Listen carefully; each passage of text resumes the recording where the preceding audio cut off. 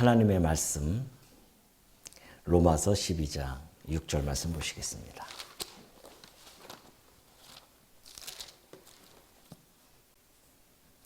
우리에게 주신 은혜대로 받은 은사가 각각 다르니 혹 예언이면 믿음의 분수대로, 혹 섬기는 일이면 섬기는 일로, 혹 가르치는 자면 가르치는 일로, 혹 위로하는 자면 위로하는 일로, 구제하는 자는 성실함으로, 다스리는 자는 부지런함으로, 긍휼을 베푸는 자는 즐거움으로 할 것이니라.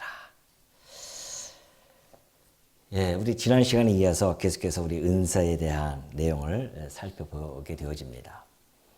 하나님의 그 자비하심으로 구원받은 백성들, 하나님께서 이렇게 모아주셨습니다. 모아줬는데 서로 눈만 멀뚱멀뚱 쳐다볼 수는 없잖아요. 왜 모아주셨을까에 대한 이야기들을 지금 우리가 살펴보고 있습니다. 구원받은 백성들은 이제 구약적 예배에서 벗어나게 되어졌습니다. 구약적 예배는 짐승을 잡으면서 성전에서 짐승을 잡고 예배를 드립니다. 그러나 이제 우리 주님께서 이 모든 율법을 다 이루셨기 때문에 이제 신약 성도들은 거룩한 산 제물로 드려지는 그런 영적 예배를 드리게 되어집니다. 영적 예배라고 하는 것은 다른 말로 합당한 예배라는 겁니다. 합당한 예배가 도대체 뭔가? 이렇게 우리가 다 나와서요, 함께 찬송을 부르고 기도를 드리고 함께 말씀을 나누고 이런 예배, 많은 사람들은 이런 예배만 예배인 줄 착각할 때가 있었습니다. 지금은 이제 많이들 깨우쳐서 알게 되어졌지만 과거에는 그랬었어요. 그래서 교회당에 나와서 예배를 드리는 것만이 예배라고 생각을 했었습니다. 그러나 물론 이 예배도 이것도 하나의 예배의 형식입니다. 한 방편이었죠. 그래서 이것은 이제 공적 예배라고 하는데 성도님들의 그 삶, 예수를 그리스도로 믿고 살아가는 그 삶 전반에 걸쳐서 그것이 곧 예배입니다. 다시 말해서 이제는 내 뜻대로, 내 좋은 소견대로 살아가는 삶이 아니라 하나님이 좋아하시는 것, 하나님의 뜻, 하나님이 원하시는 것들을 추구하면서 내 몸을 하나님께 드리면서 살아가는 것. 이것이 바로 영적 예배입니다. 그래서 교회당뿐만이 아니라 직장에서도 살아가는 것도 예배가 되어지는 것이고요. 가정에서 우리가 가정을 꾸려놓고 살아가는 것도 예배입니다. 우리의 삶 전체 하루 24시간이 온통 하나님께 향한 예배가 되어지는 것. 이것이 이제 신약 성도들이 드려야 하는 그 예배입니다. 그런 우리 성도들이 그런 영적 예배를 드리게 되어지는데, 하나님의 뜻을 이제 잘 분별하면서 살아가게 되어지잖아요. 하나님의 뜻을 보니까 이제는 이 세대를 본받지 않아 하는 것, 이것이 하나님의 뜻이었습니다. 이 세대를 본받는다고 하는 것은 육신의 정욕대로 살아가는 삶이거든요. 그리고 이 안목의 정욕이라든가 이생의 자랑에 이끌려서 살아가는 것, 한마디로 인간이 가지고 있는 본성대로 살아가는 삶, 이것이 바로 이 세대를 추구하면서 살아가는 자들입니다. 이 세대가 그렇잖아요.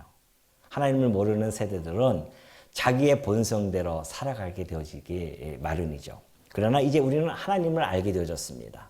그렇다고 한다면 이 세대를 본받지 않고 하나님의 뜻이 무엇인가를 분별하면서 살아가는 그런 예배, 그런 영적 예배를 드리면서 살아간다는 것입니다.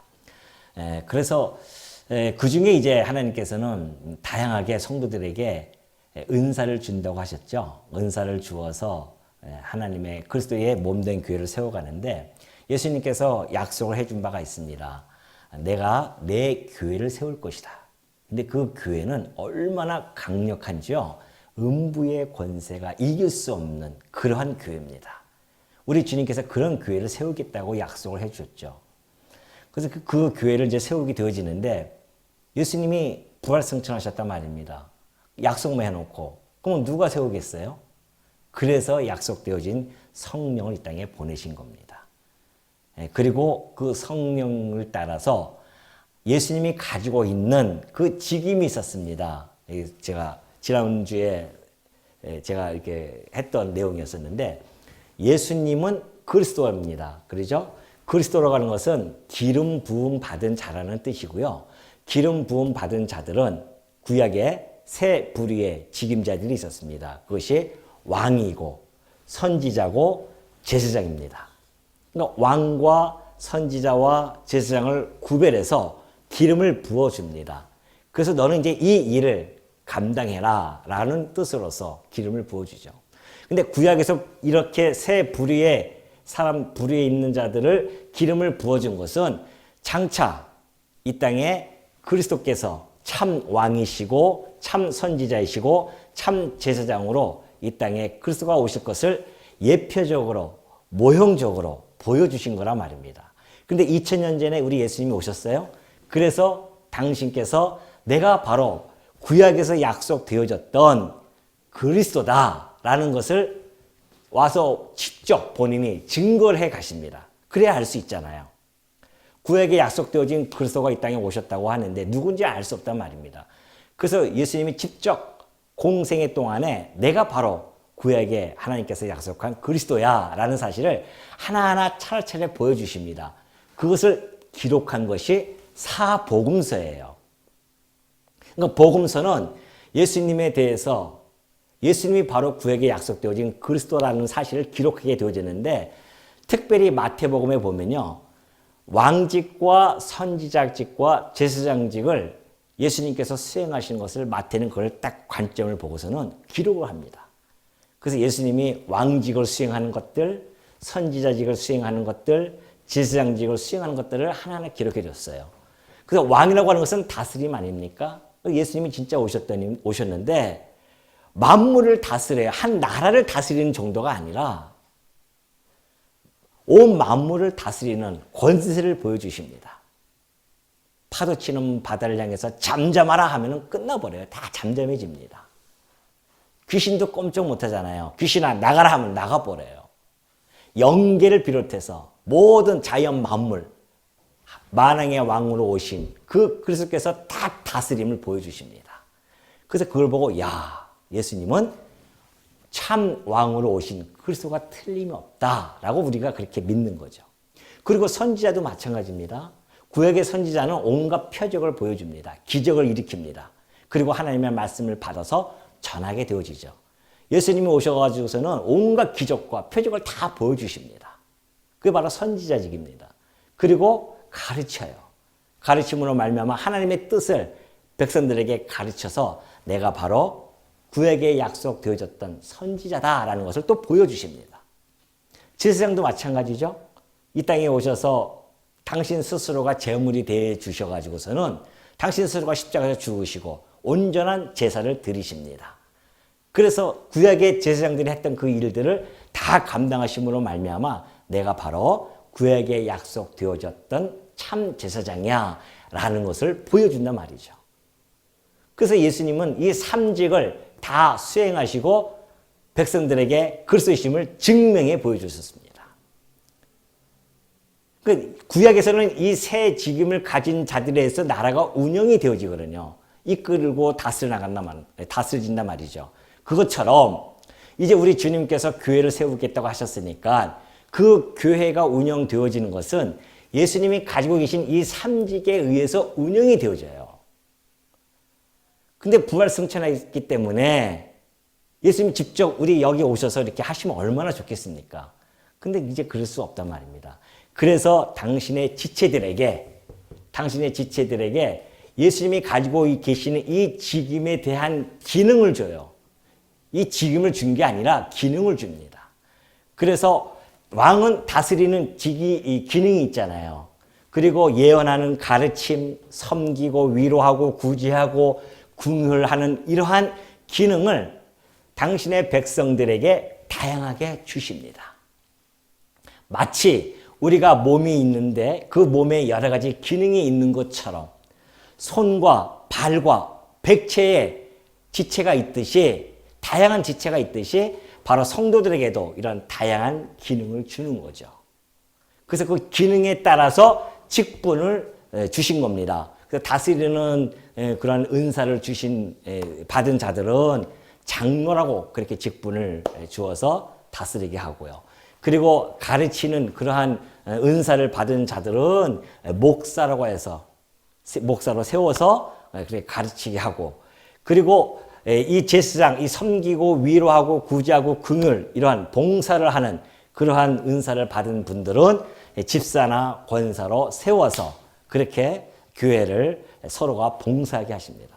서로 이 은사를 가진 자들이 함께 어우러져서 상호 유기적으로 협력을 통하여서 교회를 세워가는 것, 이것이 예수님이 이 땅에 교회를 세워가는 방식이란 말입니다. 그래서 여러분들이 지금 각자 받은 은사대로 지금 이런 직분을 가지고 섬기고 있지 않습니까?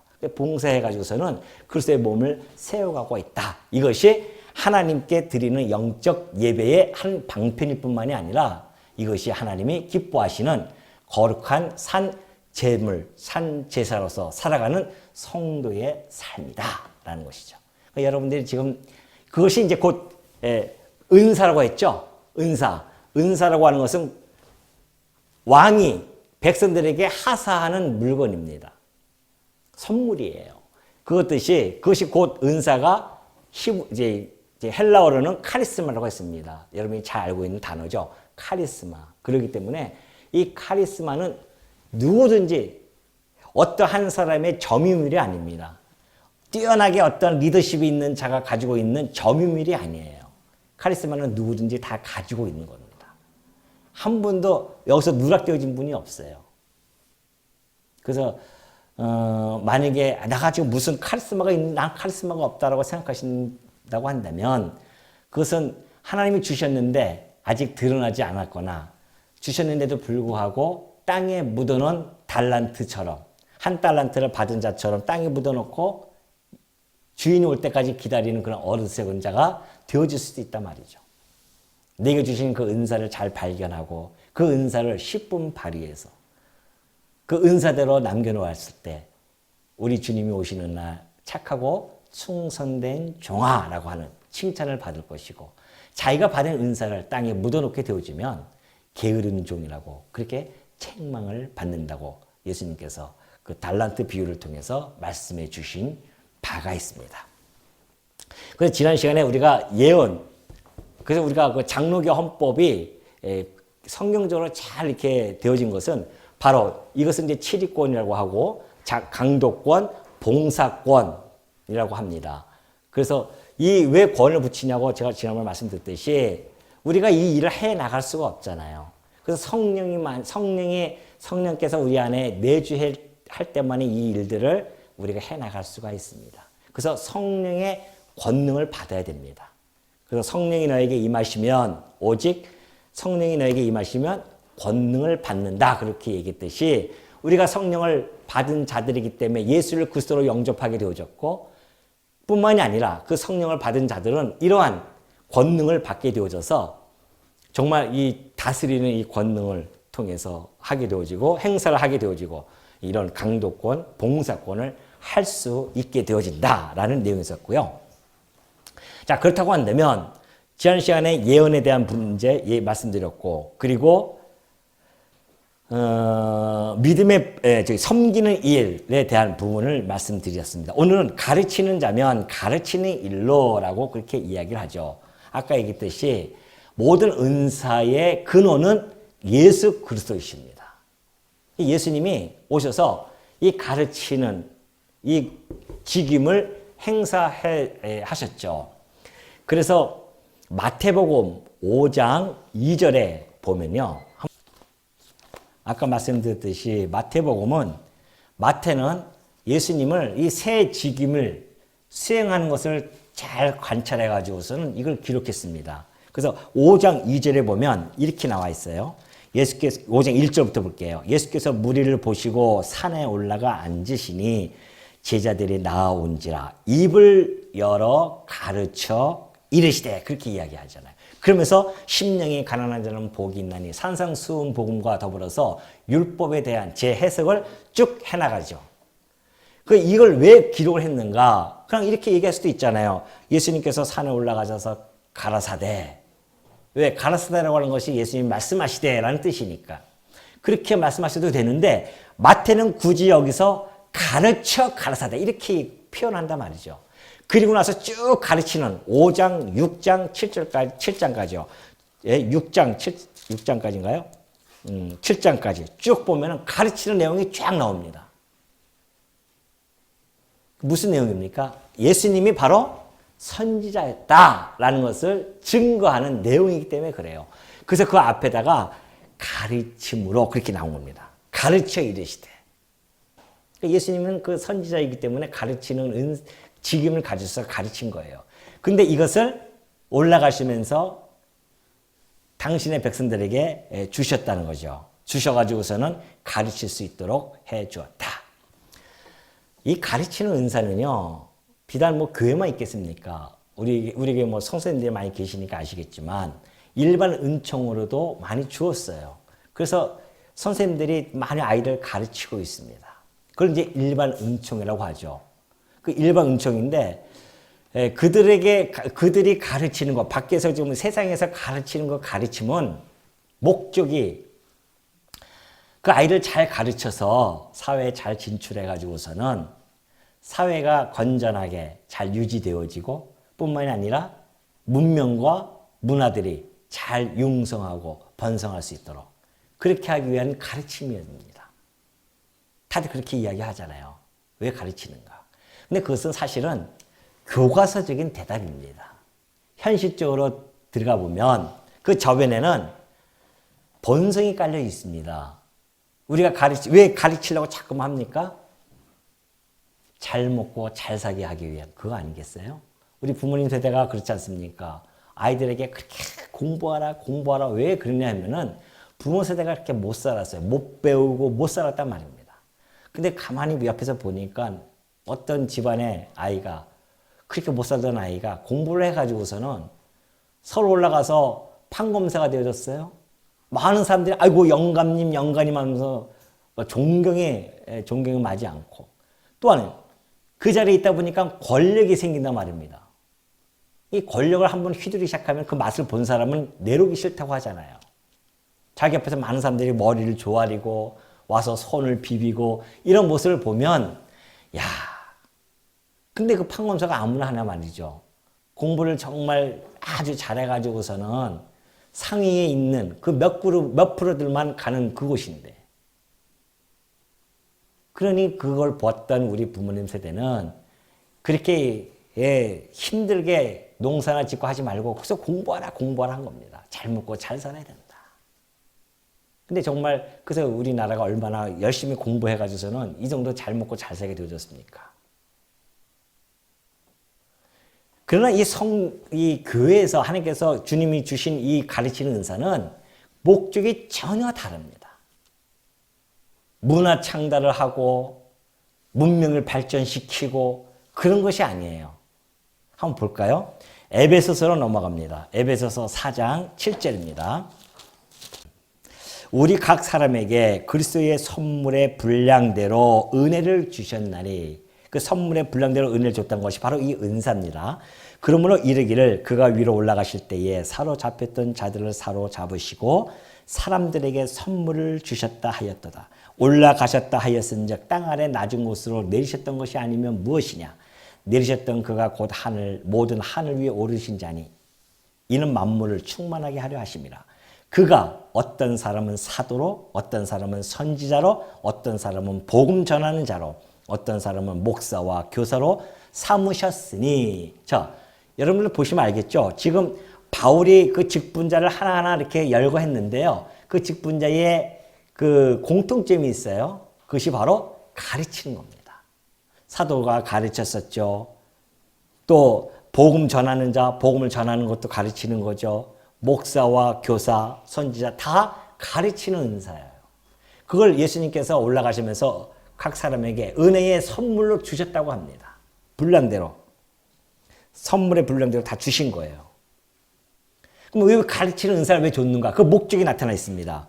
이는 12절에 이는 성도를 온전하게 하여 그래요. 온전하게 한다고 하는 것은 점점 자라나게 성숙하게 하여 그런 뜻이죠. 성도로 성숙하게 해가지고서는 뭐 성숙하면 뭐 하는가? 바로 봉사의 일을 하게 하며 그래요. 성도가 자라나면 봉사의 일을 하게 되어 있습니다. 제가 가끔 여러분에게 말씀드렸지만 우리 아이들도 마찬가지입니다. 우리 아이들을 이제 2살, 3살짜리가 뭘 안다고 엄마를 안 도와준다고 야단치는 부모 있어요? 없잖아요. 그 아이가 점점 잘 먹여놓고 보면 몸도 튼튼해지고 점점 자라다 보면 어느 순간에 엄마가 혼자 끙끙 시작바구니 들고 가면은 그게 안쓰러워가지고 옆에서 같이 들어줘요. 그게 한 6, 7살만 돼도 벌써 그런 생각을 갖습니다. 아이들이 자라나면은 도와주고 싶은 마음이 들어서 그렇게 한단 말이죠. 그것처럼 성도를 온전하게 해. 이 가르쳐서 성도가 점점 자라나면 그 자라난 성도들이 봉사의 일을 하게 되어져 있습니다. 너무 기쁨이 있고 감동이 있고 감격이 있으니까 와서 교회 오면은 봉사하고 싶은 마음이 생긴단 말입니다. 근데 그 봉사할 때에 어떻게 봉사하는가? 무엇으로? 예수님께서 주신 그 은사 따라서 봉사를 하는 겁니다. 은사 따라서 봉사를 해요. 그 봉사를 함으로 말미암아 뭐 하게 되어진다? 목적이 그리스도의 몸, 이 교회를 점점 견고하게 세워가고 아름답게 세워가는 것. 그래서 이 가르치는 은사라는 것이 매우 중요한 겁니다. 만약에 가르치는 은사를 받은 자가 무너지게 되어지면 교회 전체가 휘청거려버립니다. 휘청거려요. 많이들 보잖아요.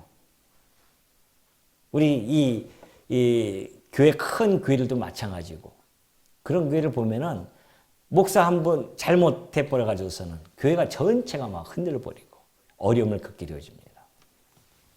그렇기 때문에 이 하나님께서 우리 주님께서 올라가시면서 그 가르치는 은사를 주어요.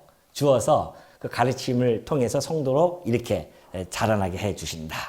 그렇기 때문에 이 가르치는 자들에 있어서는 은사를 주을 때 그 바울이 그런 이야기합니다. 감독관은 그래요. 감독은 가르치는 일을 가르치기를 잘해야 된다고 그렇게 이야기하죠. 디모데에게 그렇게 편지 쓰면서 그래요. 감독을 뽑을 때 너희들 가르치는 자를 잘해야 된다. 가르치기를 잘해야 된다는 것이죠.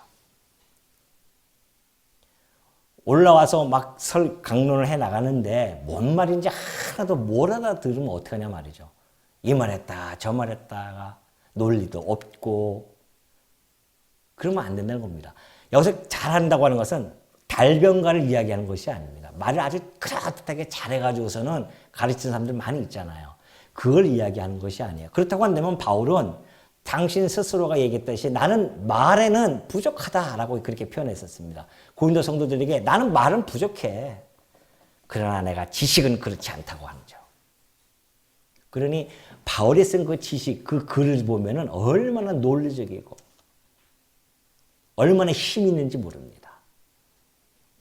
가르친다고 하는 것은 말을 잘하는 것이 아니라 성경 있는 그대로 정말 잘 깨달아서 전해주는 것. 이것이 잘 가르치는 거다. 그런 은사가 있는지 없는지를 판별하는 것은 거기에 달려져 있습니다. 나는 가르치는 걸 내가 하고 싶어. 한다고 해서 되어지는 것이 아니더라니까요. 또 하나는 베드로후서 보면 그래요. 베드로후서 보면은 베드로서 1장 20절 시간이 많이 가니까 제가 그냥 읽어드릴게요. 베드로후서 1장 20절 보면 먼저 알 것은 성경의 모든 예언은 사설에 풀 것이 아니니 그래요. 성경은 사설이 풀지 말라는 겁니다. 사설이 푼다고 하는 것은 개인적으로 자기 유익에 따라서 푸는 거예요. 얼마 전에 여러분 뉴스 보셨잖아요. 사이비 종교가 아닙니다. 이단 종교가 아니라 전통 교회에서 나타나는 현상이 있었습니다. 자기 중직자들 하면 뭐 장로님들, 권사님들 아니겠어요? 안수집사님들 훈련시킨다고 무슨 일이 벌어졌습니까? 자기의 변을 갖다가 먹게 한단 말입니다. 근데 그 목사가 주장하는 그 성경 구절을 보면 그걸 자기 사설에 푼 거예요. 자기에게 초점을 맞추려고. 자기에게 다 충성시키려고. 그래서 예를 들어서 바울이 매를 맞았단다. 그래서 너희들도 매를 맞아야 된다. 그래서 이 중직자들로 유흥가에 가서 술 먹고 있는데 거기서 막 복음을 전하라고 합니다. 그러면 술 먹었는데 사람들이 화가 나니까 때리잖아요. 봐라. 그럼 됐다 그러면은 매 먹고 오라고 하고. 이것이 바로 성경을 사설에 풀 때 나타나는 형상들입니다. 그래서 베드로가 일찍이 사설에 풀 것이 아니다. 자기 유익에 따라서 풀지 말라고 그렇게 이야기하죠. 가르치는 자는 사설에 풀면 안 됩니다. 성경을. 또 하나는 베드로후서 3장 16절 보면 그래요. 억지로 풀다가 스스로 멸망에 이를 수가 있다고 그렇게 경고를 합니다. 억지로 풀지 말라고 하는 거죠.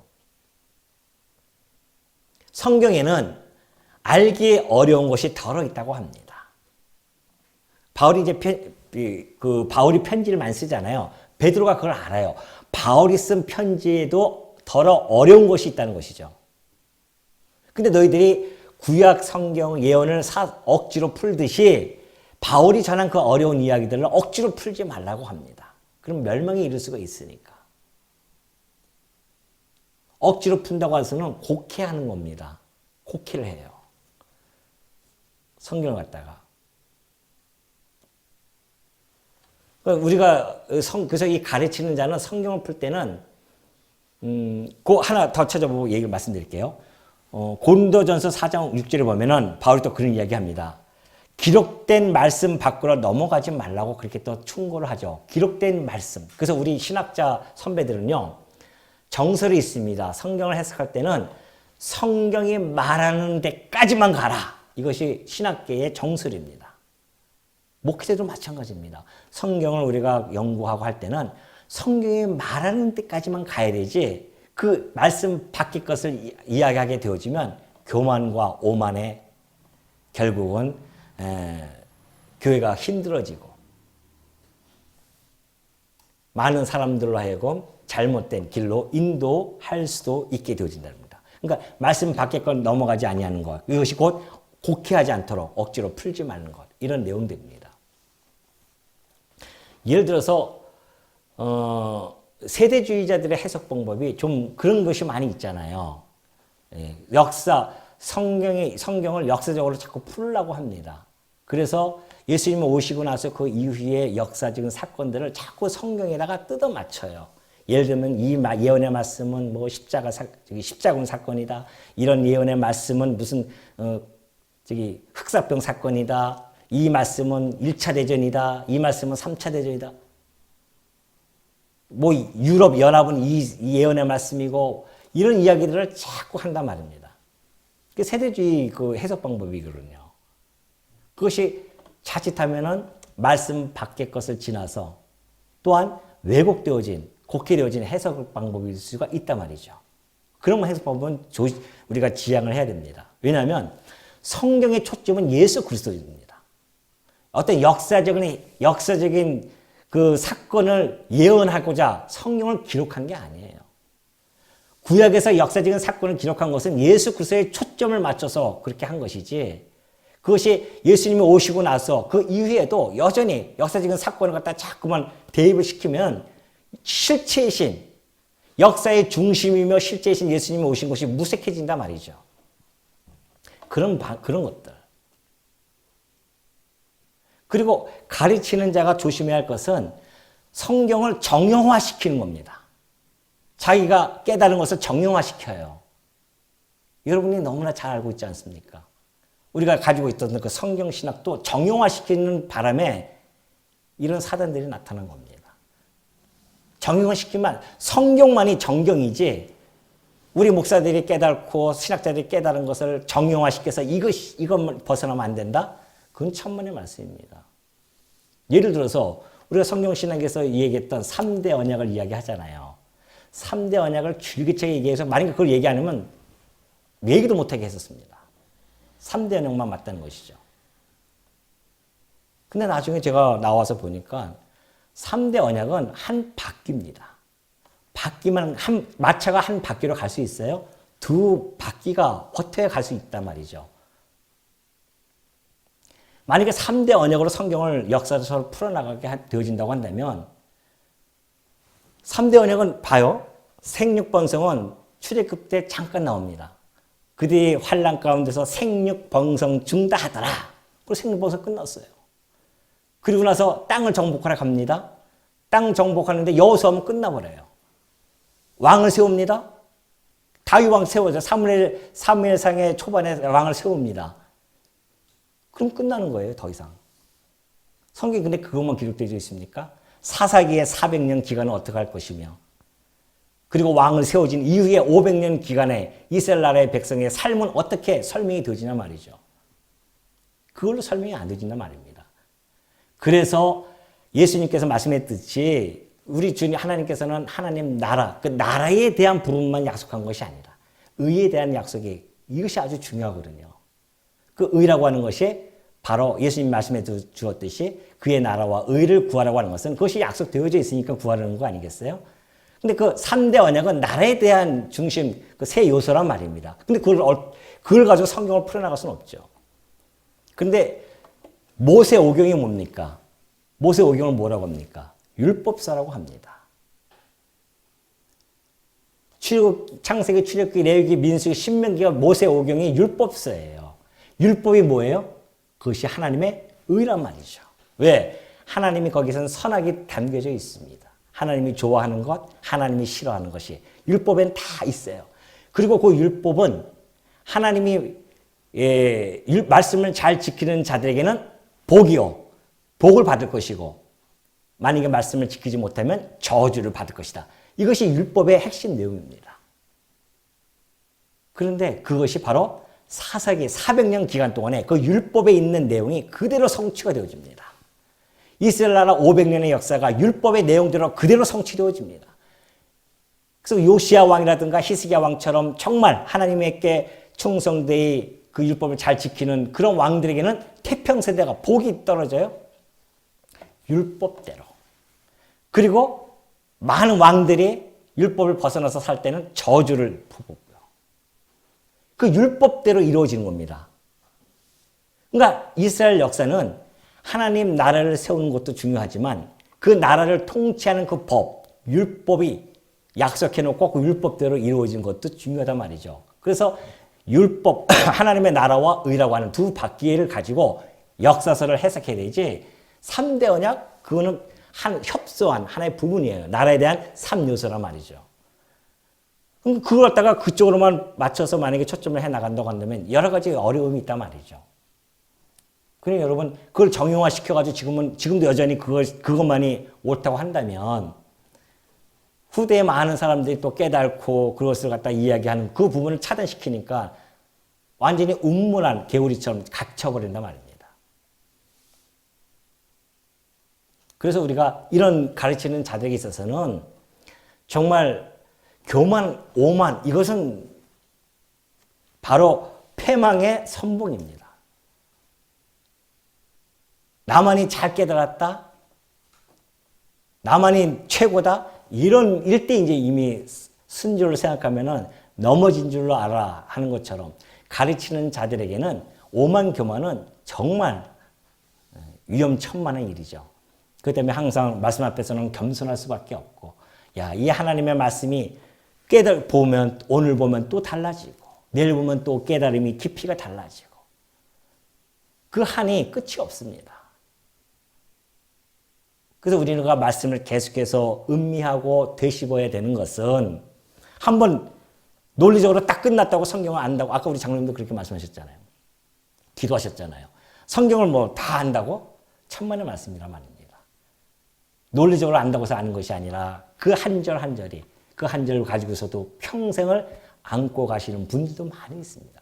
그것으로 감격하고 감동하고 그 한 구절을 읽히고 마음에 계속 되새기고 자기의 삶의 저음으로 삼기도 하고,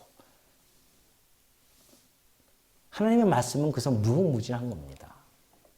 내용은 한정되어 있지만 그 깨달음의 깊이는 이루 말할 수가 없는 거죠. 가르치는 자가 만약에 그런 감각이 없이 그렇게 한다고 한다면 결국은 그러한 결과가 빤하게 나오지 않습니까? 열매를 보면 그 나무를 알 수 있듯이. 우리가 그래서 정말 이 가르치는 자는 이런 부분에 대해서 하나님 앞에서 교만하지 않고 그런 자세로 가르쳐야 된다는 것을 다시 한번 깨닫게 되죠. 이 가르치는 은사를 가르치는 자만 잘 배우면 되지 뭐로 이렇게 얘기하느냐라고 얘기할 수 있지만은 안 그래요. 성도님들도 아셔야 이 교회라고 하는 것이 가르치는 은사는 그러한 범위 내에서 사설에 풀어도 안 되고 억지로 풀어도 안 되고 잘 가르치기를 해야 되고 말씀 밖의 것을 넘어가지 아니하고 이런 안정장치 속에서 연구하고 전하는 그런 가르침을 여러분들 스스로가 또 경계해야 되고 그래야 목사도 바로 세우지 무조건 목사면 다 옳다 해가지고서는 최고라 뭐 해가지고서는 하나님의 사자다 해가지고서는 그렇게 해버리면은 목회자가 완전히 자기가 정말 잘난 줄 알고 착각하고 살아갈 때가 많이 있단 말이죠. 그런 차원에서 제가 말씀을 드린 겁니다. 자, 두 번째는 위로에 대한 부분이죠. 다시 본문으로 넘어갑니다. 위로하는 자면 위로하는 일. 이 위로도 역시 마찬가지입니다. 진정한 위로자는 누구겠습니까? 우리 주님이십니다. 예수님이 태어나신 그 당대에요. 시므온이라는 사람이 있었습니다. 이 시므온이라는 사람은 성령이 충만한 사람이 있었어요. 근데 어느 날 성령께서 지시를 합니다. 시므온아, 너는 그리스도를 보기 전에는 죽지 아니할 것이야 라는 지시를 받아요. 시므온은 깜짝 놀랍니다. 아니 2000년 동안 아브라함에게 약속했었던 그 그리스도, 천하 만민이 복을 얻을 것이라고 했다는 그 그리스도, 너희의 자손으로 말미암아 천하 만민이 복을 얻는다는 그 그리스도를 그때부터 많은 백성들이 기다렸잖아요. 근데 기다려도 이때인가 해도 아니고 저때인가 해도 아니었었습니다. 2000년의 세월이 흘렀어요. 근데 마침 시므온이라는 사람에게 나타나서 네가 그리스도를 보기 전에는 죽지 않을 거야. 그 이야기는 시므온 시대 때에 그리스도가 오신다는 그것을 지금 예언을 해준 거란 말이죠. 그래서 이 시므온이라는 사람이요, 이스라엘을 위로할 자를 기다린다고 그렇게 표현이 되어 있습니다. 이스라엘을 위로할 자를 기다리는 그 시므온. 정말 진정한 위로자가 누구일까? 우리를 위로할 자가 도대체 누구인가? 기다리고 있었어요. 근데 어느 날 성령께서 지시를 합니다. 예루살렘 성전으로 들어가라. 시므온이 들어가요. 마침 그때가 우리 예수님이 탄생하시고 규례대로 정결 예식을 하기 위해서 예루살렘 성으로 막 들어왔을 때예요. 그러니까 하나님이 성령께서 하신 일이죠. 그 아기 예수와 시므온이 착 만나게 되어집니다. 우연히 만났을까요? 하나님의 작정 안에서 딱 만났어요. 그리고 한눈에 알아봅니다. 시므온이. 그리고 그 아기를 안아요. 예수를 달라고 합니다. 그거 안아요. 안고서는 찬송을 하는데 오 주제시여, 그러면서 이야기해요. 첫 마디가 오 주제요. 이제 종을 평안히 놓여 주시나이다, 그렇게 이야기하죠. 그 이야기는 이제 당신께서 구원자를 내가 보았나이다. 당신께서 보내신 구원자를 내가 보았나이다. 그러면서 그 예수가 구원자이신 그리스도이심을 증거합니다. 그때에 그 시몬이 했던 이야기가 바로 그 이야기였어요. 이스라엘의 위로자를 내가 기다렸는데 드디어 내가 그 위로를 받았도다. 그러니 예수님이 이 땅에 진정으로 위로자로 이 땅에 오셨죠. 그러니까 진정한 위로자인 예수님께서 부활승천하시면서 성도들에게 그 위로의 은사를 나눠줬습니다. 그래서 특별히 위로해 주시는 분들이 있어요. 그 분이 누구냐면은 그 위로자라고 하는 그 단어는요, 권면하다, 격려하다, 그런 뜻을 가지고 있습니다. 권면하고 격려를 해요. 그래서 그 권면하고 이렇게 권면하고 격려하는 그런 은사를 가지신 분이 있는데 그런 분을 가만히 보니까 저분은 정말 성도들을 가서 격려도 해주고 힘든 성도가 있으면요 손 붙잡아주고 기도도 해주고 위로도 해주고 그런 분이 계셔요. 그리고 좀 신앙생활에서 약간 좀 이렇게 비껴가는 분이 있으면 가서 권면해가지고서는 권면도 하고 그 성도들이 가만히 보니까 저분은 권면하고 격려하는 은사가 있으시구나 라고 보여지니까 교회에서 직임자를 세울 때 이분은 우리 성도들을 많이 격려하고 권면해 주기 때문에 우리가 권사로 추대하고 싶습니다 라고 해서 권사로 추대해 주는 거예요. 그래서 권사님은 권면하고 격려하는 일을 그 일을 하게 되어집니다. 그래서 우리 그 헌법 직무에 보면 권사는 이렇게 되어 있어요. 교육자를 도와서 궁핍한 자와 환난 당한 교우를 신방하고 위로하며 교회의 덕을 세우기 위해 힘쓴다. 그렇게 표현이 되어져 있습니다. 어려움을 겪고 환난을 겪고 그러한 자들, 그런 어린 성도들, 그런 성도들에게 격려해주고 권면해주는 그 일을 하는 것이 권사입니다. 그래서 어떤 분은 그래요. 권사가 무슨 직임이 성경에는 없지 않느냐? 맞아요. 목사와 장로와 집사는 있어요. 근데 권사는 없습니다. 그래서 원래 1920년대에는요. 여자 집사 제도가 있었습니다. 근데 1930년대에 들어서면서 그 여자 집사가 권사로 그렇게 제도가 바뀌어서 지금까지 온 거예요. 근데 굳이 없지만은 우리가 왜 권사라고 하는 것을 세워서 그 일을 맡기냐면은 바울이 디도에게 편지를 보내면서 이런 이야기 합니다. 너 늙은 여자로는 그래요? 늙은 여자로는 이와 같이 행실이 거룩하며 모함하지 말며 많은 술의 종이 되지 아니하며 선한 것을 가르치는 자들이 되고 디도야 네가 목회자인데 늙은 여자들에게는 이렇게 네가 잘 가르쳐야 된다. 어떻게 해요? 행실이 거룩하게 하고 모함하면서 돌아다니지 않고 그리고 많은 술에 종이 되지 않고 맨날 술에 취해 있지 아니하고 그리고 선한 것을 가르치는 그러한 자들이 되게 해라. 늙은 자들로 하여금. 그리고 그들로 하여금 젊은 여자들을 교훈하게 하라. 그런 이야기합니다. 그 젊은 여자를 교훈하게 하되 젊은 여자들로 하여금 남편과 자녀를 사랑하고 또 신중하게 하고 순전하게 하며 집안일을 하며 선하며 자기 남편에게 복종하게 하라. 이는 하나님의 말씀이 비방을 받지 않게 하려 함이라. 그래서 늙은 여자는 나이가 많은 물론 그런 의무를 얘기했지만 경륜이 있는 여자를 이야기하는 겁니다. 신앙적인 경륜이 있죠. 그래서 우리 헌법에서는요. 권사는 40세 이상을 됩니다. 30세는 아직 경륜이 좀 부족하지 않습니까? 그래서 40세 이상 경륜자임을 뽑아서 그 일을 젊은 성도들에게 교훈도 해주고 격려도 해주고 가르치기도 하고 그런 일들을 하게 해준다. 그런 이야기입니다. 그러니 이 권사에 대한 부분도 얼마나 중요한 그런 일입니까? 그래서 우리가 권사를 보면요. 이렇게 쓰더라고요.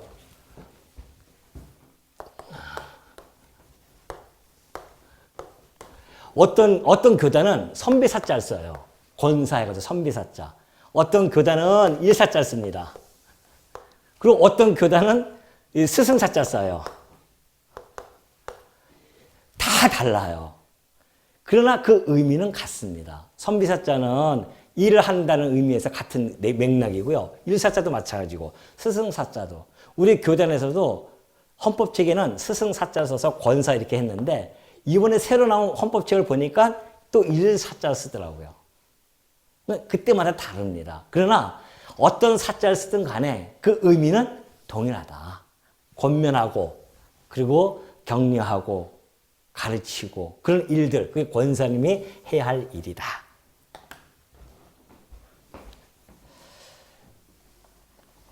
그래서 성도들이 힘들 때 권사님들한테 위로를 받는 겁니다. 위로를 받고 권면도 받고.